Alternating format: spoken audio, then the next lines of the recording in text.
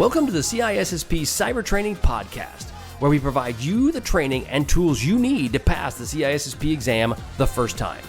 Hi, my name is Shon Gerber, and I'm your host for this action-packed, informative podcast. Join me each week as I provide the information you need to pass the CISSP exam and grow your cybersecurity knowledge. All right, let's get started.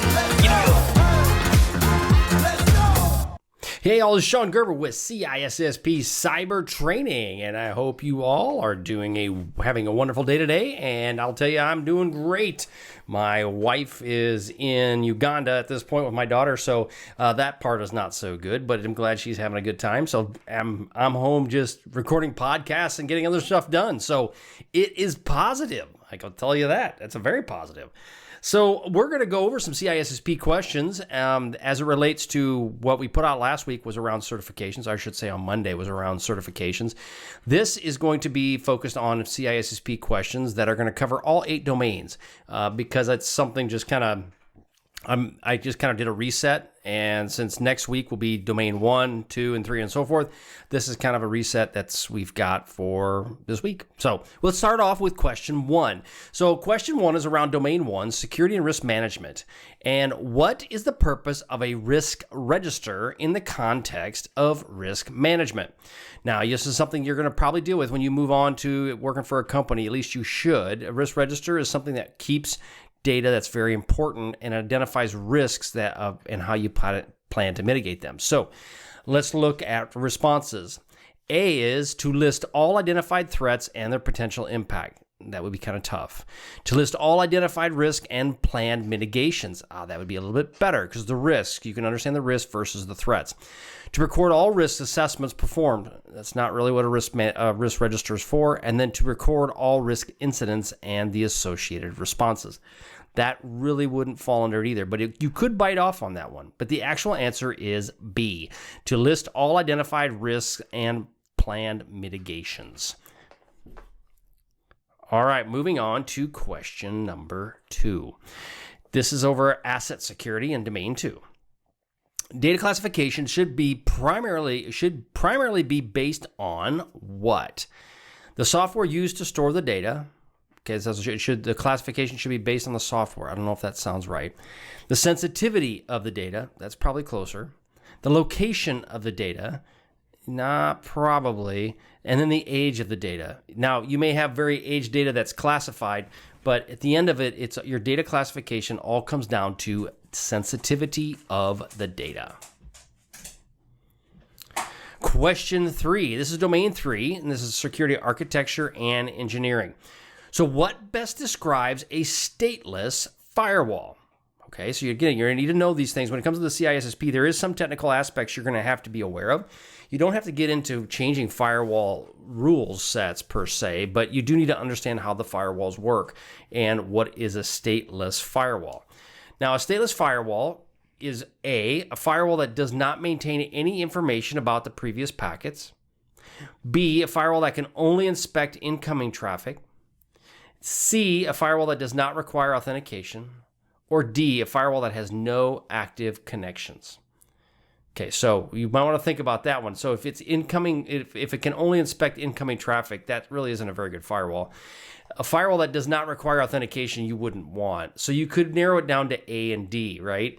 Well, the answer is A. It's a firewall that does not maintain any information about the previous packets. Question 4, this is domain 4, communications and network security. In asymmetric encryption, which key is used for decryption when the goal is confidentiality? Okay, so this is domain 4, asymmetric encryption. So which key is used for decryption when the goal is confidentiality? Which basically means you want to keep it confidential. A, public key of the sender. B, public key of the receiver. Okay, but that's not really confidential because public keys you can keep out in the open, right? Private key of the sender or private key of the receiver. Now, again, you want to understand that the confidentiality is achieved by encrypting. That's what we want. Now, the only corresponding private key, again, that's the one you should have, is the one that's held by the recipient. So it should be D, the private key of the receiver. Question 5, identity and access management. What are 3 components of the AAA model in network security? A is authentication, authorization, and accounting. B is authentication, access control, and auditing. C, authorization, access control, and accounting. Or D, authentication, authorization, and access control. So when you're looking at the AAA model, it stands for authentication, which is verifying the identity of the user. Authorization, which provides access to the resources based on their identity. And accounting, it's tracking what actions the user has taken after gaining access.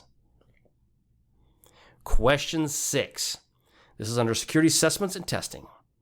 Which tool or technique is best suited to identify unencrypted credit card data stored across an enterprise network? So, which technique or tool is best suited to identify unencrypted credit card data stored across an enterprise or network? A, vulnerability scanner? No. B, penetration testing? Yeah, no, it's not really a tool. D, data loss prevention solution? Possibly. Or D, intrusion detection system. Really, the only one that you can pick on this one is C, data loss prevention solution. Question 8, domain 7, security operations. Which incident response phase involves taking steps to minimize the impact of an incident? Okay, the answer, or one of the answers is A, preparation, B, identification, C, containment, or D, eradication.